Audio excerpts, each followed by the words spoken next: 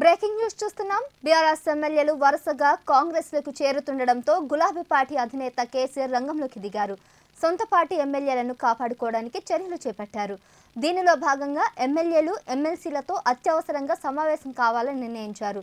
BRS ఎమ్మెల్యేలు ఎమ్మెల్సీలు ఎర్రవల్లిలోని form హౌస్కు రావాలని ఫోన్ చేసినట్లు తెలిసింది. అటు కేటీఆర్, హరీష్ రావు ఫామ్ హౌస్లోనే ఉన్నట్లు సమాచారం.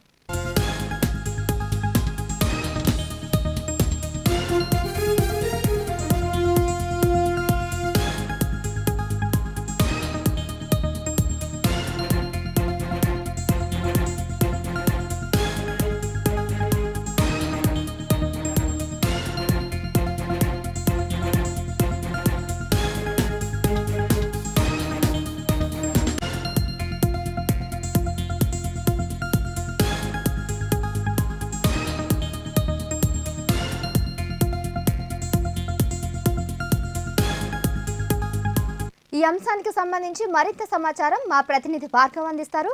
భార్గవ్, చెప్పండి, బీఆర్ఎస్ ఎమ్మెల్యేలతో కేసీఆర్ మీటింగ్ కు సంబంధించిన పూర్తి డీటెయిల్స్ ఇవ్వండి. ఎగ్జాక్ట్లీ, బీఆర్ఎస్ ఎమ్మెల్యేలు వరుసగా కాంగ్రెస్ పార్టీలో చేరుతున్నారు. ఈ నేపథ్యంలో మాజీ ముఖ్యమంత్రి కేసీఆర్, గులాబీ అధినేత కేసీఆర్ కొంత వ్యూహాత్మకంగా రంగంలోకి దిగినట్టుగా కూడా తెలుస్తూ ఉంది. ఇప్పటికే 5 ఎమ్మెల్యేలు కాంగ్రెస్ పార్టీలో జాయిన్ అయిన పరిస్థితి చూస్తున్నాం మనం. తెల్ల వెంకట్రావుతో పాటు పోచారం శ్రీనివాసరెడ్డి, దానం నాగేందర్ లాంటి నాయకులందరూ కూడా, కడియం శ్రీహరి, సో వీళ్ళందరూ కూడా చాలా కీలకమైన నాయకులని చెప్పుకోవచ్చు. వీళ్ళందరూ కూడా కాంగ్రెస్ పార్టీలో చేరడానికి ప్రయత్నాలు జరిగాయి, కాంగ్రెస్ పార్టీలో చేరారు. అయితే కాంగ్రెస్ పార్టీ అధికారంలోకి వచ్చిన తర్వాత ఎమ్మటే లోక్సభ ఎన్నికలు వచ్చినాయి. లోక్సభ ఎన్నికల తర్వాత బీఆర్ఎస్ ఎల్పీని విలీనం చేసుకునే దిశగా కూడా కాంగ్రెస్ పార్టీ ప్రయత్నాలు చేస్తామని కూడా వాళ్ళు బహిరంగానే చెప్పారు. లోక్సభ ఎన్నికలు అయిపోయినాయి. ఈ నేపథ్యంలోనే ముఖ్యమంత్రి రేవంత్ రెడ్డి కూడా గేట్లు ఓపెన్ చేసాం, ఖచ్చితంగా పార్టీలోకి వచ్చే సంఖ్య చాలా పెద్ద ఎత్తున ఉంటుంది. దాదాపు 20 నుంచి 25 మంది ఎమ్మెల్యేలు పార్టీ మారుతున్నారు, ఖచ్చితంగా రాబోతున్నారని కూడా ముఖ్యమంత్రి రేవంత్ రెడ్డి ఇంతకుముందే హింట్ ఇవ్వడం జరిగింది.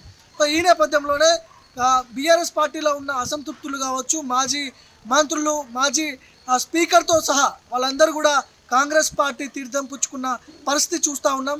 ఇక రాబోయే ముందు రోజుల్లో ఇలానే కొనసాగితే బీఆర్ఎస్ పార్టీ కనుమరుగు అయిపోతుంది. ఖచ్చితంగా పార్టీ ఎమ్మెల్యేలను కాపాడుకోవడానికి మాజీ ముఖ్యమంత్రి కేసీఆర్ రంగంలోకి దిగినట్టుగా కూడా తెలుస్తూ ఉంది. ఎర్రవెల్లిలోని తన ఫామ్ హౌస్లో కీలక నేతలతో భేటీ అయ్యాడు. కేటీఆర్, హరీష్ రావుతో పాటు బీఆర్ఎస్ కీలక నేతలందరూ కూడా వాళ్ళతో మాజీ ముఖ్యమంత్రి కేసీఆర్ చర్చిస్తున్నారు. ఖచ్చితంగా ఎందుకు పార్టీ మారుతున్నారు, ఎందుకు ఎక్కడ లోపం జరుగుతుంది అనే అంశాల గురించి తీవ్ర స్థాయిలో చర్చిస్తున్నారు.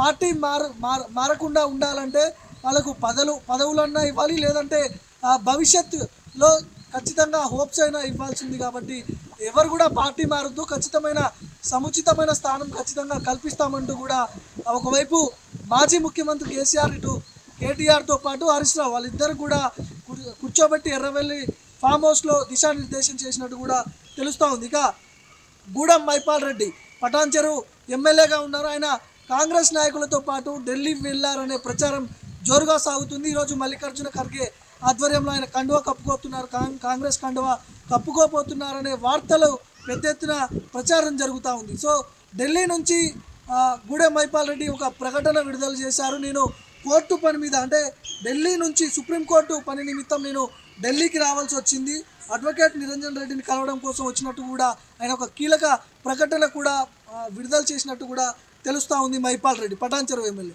సో ఈ వలసలన్నింటినీ కూడా ఆపాలంటే ఖచ్చితంగా పార్టీ నష్టపోతుంది. కాబట్టి ఒకవైపు అధికార పార్టీ కాంగ్రెస్ ఉంది, ఖచ్చితంగా వాటిని ఆపాలంటే మాజీ ముఖ్యమంత్రి రంగంలోకి దిగితేనే ఈ వలసలు ఆపుతాయనే నేపథ్యంలో మాజీ ముఖ్యమంత్రి కేసీఆర్ రంగంలోకి దిగినట్టుగా కూడా తెలుస్తోంది. ఎర్రవెల్లిలోని తన ఫామ్ హౌస్లో ఒక కీలక భేటీ నిర్వహించారు బీఆర్ఎస్ ముఖ్య నాయకులతో.